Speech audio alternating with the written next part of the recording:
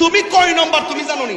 এই জন্যই আপনাদেরকে অনেক সময় ধর্ম ব্যবসায়ী বলে, এই জন্য আপনাদেরকে উগ্রবাদী বলে, এই জন্য আপনাদেরকে জঙ্গিবাদী বলে। রাজবাড়িতে নুরু পাগলার মাজারে যা হয়েছে, যদি ওইডারে মাজার বললে মাজার শব্দের অপমান হবে, মানে যেইডারে মনে হচ্ছে এইডারেই মাজার বানায় ছাড়ে, আজীব তামাশা। নুরা পাগলা নামে একজন মানুষ মারা গেছে, যদি তার জীবনে অন্যায় করে থাকে, তার জীবনে যদি শিরিক করে থাকে, তার জীবনে যদি ভণ্ডামি করে থাকে, তার জীবনে যদি কোনো ধরনের কুফরি করে থাকে, সরাসরি বহির্ভূত করে থাকে, সে যদি একদিন করে থাকে, এক মাস করে থাকে, আপনি মুসলমান হিসেবে দরকার ছিল বাংলাদেশের প্রচলিত আইনে তার বিরুদ্ধে ধর্ম অবমাননার মামলা করে তাকে গ্রেফতার করানোর কথা বলেন, ঠিক কিনা?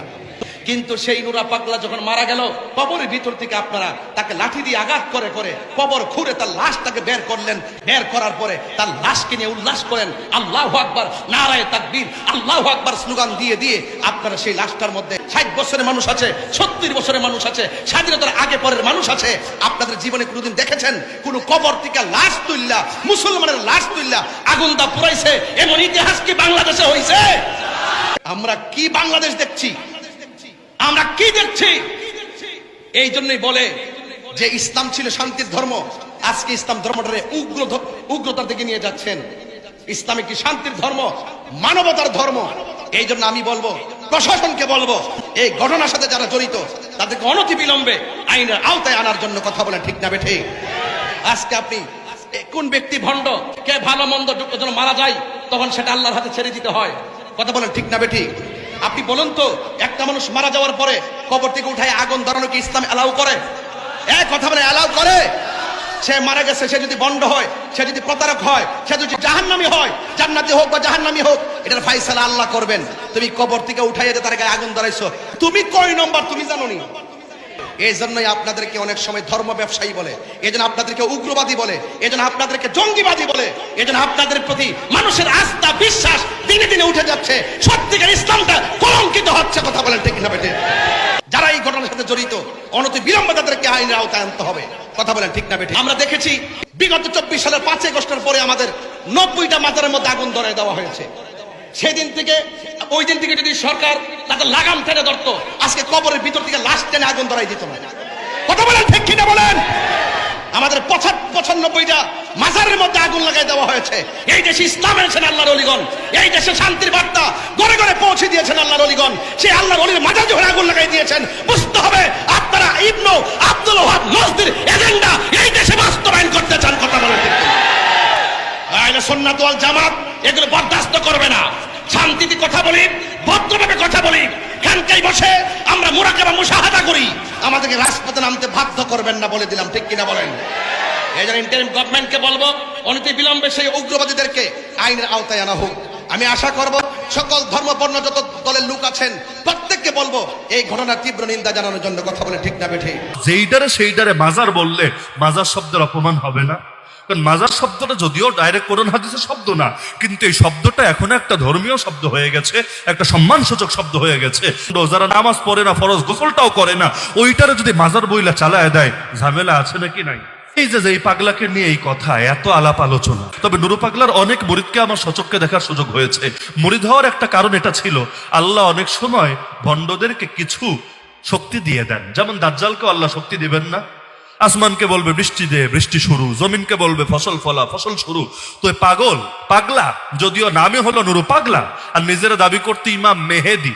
মেহেদি তো হাতে দেয়, পায়ে দেয়, মাহদি বলতে পারে না, মেহেদি আর কি, ইমাম মেহেদি বলে দাবি করত। তো তার ক্ষেত্রে কিছু অলৌকিক কাজ লোকে বলতো, আমার এগুলো আমি সাক্ষী দিচ্ছি না, মানে আমার কখনো যাচাই বাছাই করে দেখার সুযোগ হয়নি।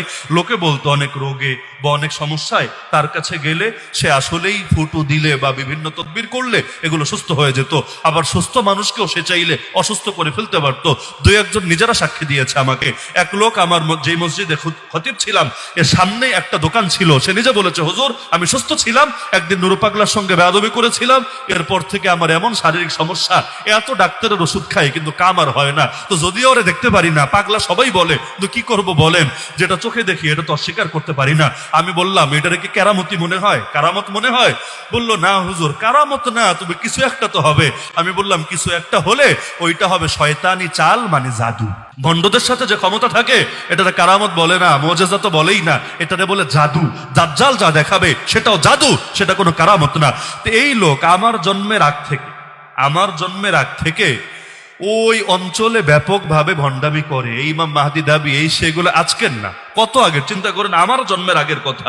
ওই সময় একবার পাবলিক আন্দোলন করে এলাকা ছাড়া করিয়েছে, এলাকার বাইরে গিয়ে বহুদিন ছিল, আবার এসে বুসলেখা টসলেখা দিয়ে এগুলো শুরু করেছে। তো মানিকগঞ্জ আর রাজবাড়ী এগুলো কারো কখনো যাওয়ার সুযোগ হলে দেখবেন ওইখানে মাশাআল্লাহ প্রতিটা ঘরে অন্তত এক পিস করে পীর আছে। কামেল পীর না, ওই মমতাজও যেমন একজন এই টাইপের আর কি। ওই মমতাজও তো মানিকগঞ্জেরই কন্যা। তো এইরকম ঘরে ঘরে তাদের পীর, ঘরে ঘরে কবর, ঘরে ঘরে মাজার, এগুলো আমাদের দেখার সুযোগ হয়েছে। এমনকি যখন মার্কাজুদ্দোয়ায় পড়তাম হযরতপুর কেরানীগঞ্জ, সেখানে তো দেখতাম মরেছে যেই রুমে, কবরও সেই রুমে, মানে রুম থেকেও বের করবেন, ওই রুমই তার মাজার, ওই রুমই তার রওজা, ওই রুমই তার সব। তো এই নুরু পাগলা নিজের জীবদ্দশায় কাবা শরীফ বানিয়েছে। নাউযুবিল্লাহ মিন যালিক। কাবা শরীফ কি মক্কায়, না কাবা শরীফ রাজবাড়ী গোয়ালন্দে? কাবা শরীফ সবাই জানে মক্কায়, তো সে একটা বানিয়েছে গোয়ালন্দে অবিকল ডিজাইন দিয়ে। আমরা জানি একটা কাবা বানানোর চেষ্টা করেছিল কিন্তু আব্রাহা। তো এখন আব্রাহাও চিন্তা করলো ওই কাবা বাদ, কাবা থাকবে একটা, সবাই আসবে এখানে। এর পরের ঘটনা সবার জানা আছে, কাবা ভাঙতে গিয়ে নিজের অস্তিত্বকেই দিল ধ্বংস করে। তো এখানেও বেচারা কাবা বানিয়েছে। মরার আগে আবার এটার ব্যাপারে ওসিয়ত করে গিয়েছে। মরার পর তার লাশটাকে মাটি থেকে 12 ফুট উপরে বিশেষ কায়দায় দাফন করা হয়েছে। মাটিতে দাফন না, ওই দেখবেন ভিডিওতে এখনো পাওয়া যায় পাকা করা জায়গা, এর ভেতরে দাফন করা হয়েছে। আবার লাশ যেভাবে দাফন করে, মাথা যেদিকে পা যেদিকে, তার ক্ষেত্রে উল্টো করা হয়েছে। এমনকি তার ভক্তরা সেখানে গিয়ে ওই তওয়াফের মতো করেও কি যেন করতে শুরু করে দিয়েছে। ওদের কাছে এটা ওই কাবার মতোই হয়ে গিয়েছে। তা আপনার এলাকায় হলে এটা সহ্য করতেন?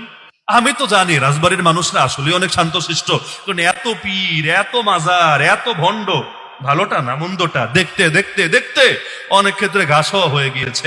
আমি তো মনে করি ওইটা যদি এই নরসিংদীতে হতো, এই ব্রাহ্মণবাড়িয়ে হতো, বা আমাদের সিলেটে হতো, তাহলে এতদিন লাগতো না। আগস্টে মরেছে, সেপ্টেম্বর পর্যন্ত আসতো না, বরং ও মরার আগেই ওর বানানো কাবাকে ভেঙে চূর্ণ করে দিত। কিন্তু মানুষ ধৈর্যের সবটুকু প্রমাণ দেখিয়েছে। প্রথমেই ঝামেলা করতে যায় নাই, প্রথমে সংবাদ সম্মেলন করেছে, জেলা প্রশাসকের কাছে বারবার বারবার বারবার আবেদন জানিয়েছে। কিন্তু ওই যে চোরানা আসনে ধর্মের কাহিনী, এত বলতে বলতে বলতে বলতে সমাধান করলোই না। লাস্টে এসে একটা ভুজুং ভাজুং বুঝ দিল। সেই বুঝ কি? সেই বুঝ হলো যে এটা রংটা পাল্টে দাও, কাবা শরীফ থাক, খালি রংটা ব্ল্যাকের জায়গায় ভিন্ন রং চালায় দেওয়া হোক। নাউযুবিল্লাহ মিন যালিক। অথচ এই নুরু পাগলা জীবদ্দশায় কোরআনকে ভুজপাতা বলতো, ভুজপাতা। এই নুরু পাগলার জীবদ্দশায় এবং তার মরার পরে এত চেষ্টা করলো, তখন কারো টনক নড়লো না, তখন প্রধান উপদেষ্টা বিবৃতি দিল না। কিন্তু রাগের মাথায় মানুষ যখন আন্দোলনে নামলো, সে আন্দোলনেও বাধাগ্রস্ত হলো।